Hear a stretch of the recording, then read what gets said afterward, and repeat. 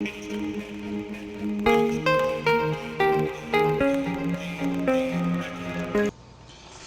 Marky Dragon, also known as Marcus Eichenberry in real life, and sometimes you just gotta beg the question, what the hell is it that we're seeing here?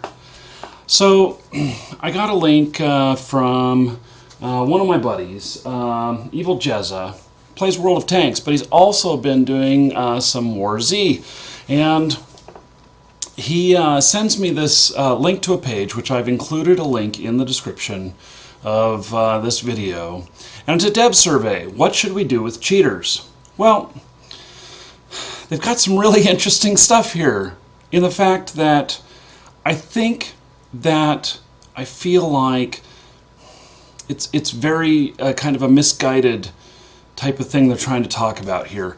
And here's what I mean by that, is that they are proposing that cheating or banned accounts be allowed to play on cheaters' servers.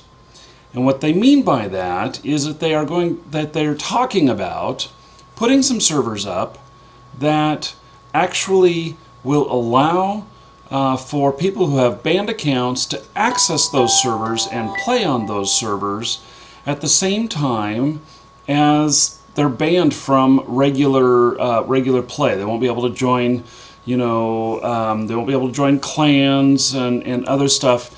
And they've got a survey up on it. Now, it's, so we've got the survey here, and it's really just, I'm a little bit stumped by this, actually. And, here's the reason why. It's because if you acknowledge the cheaters, which you've done here, as possibly having value, you then empower them more. And that's what you've just done here.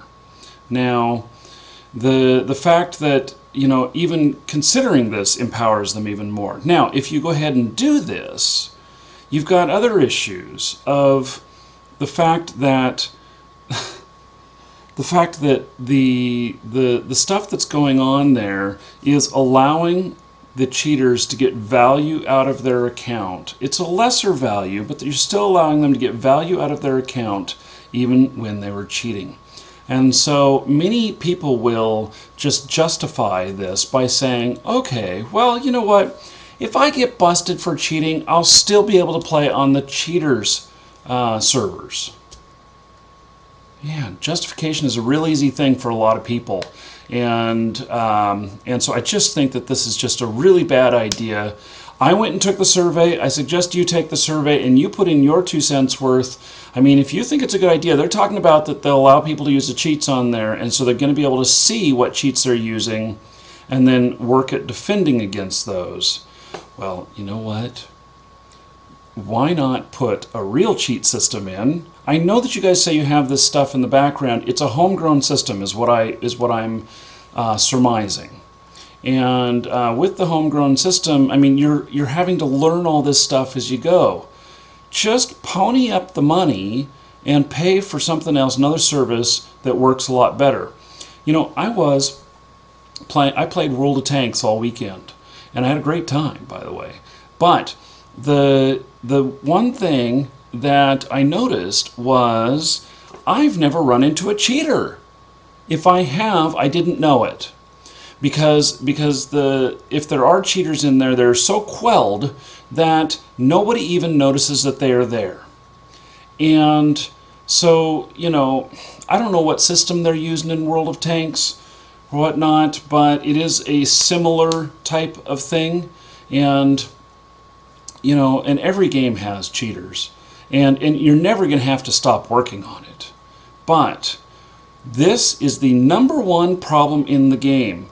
And don't solve it by working harder on your own thing, because it's not effective enough. Work with another company. I implore you to work with another company that does this for their focus, that this is what they do. And Fair Fight, I'm not really sure 100% what that is. I know it sends screenshots and stuff, but it's very, very manual. Take a page from the book of Google.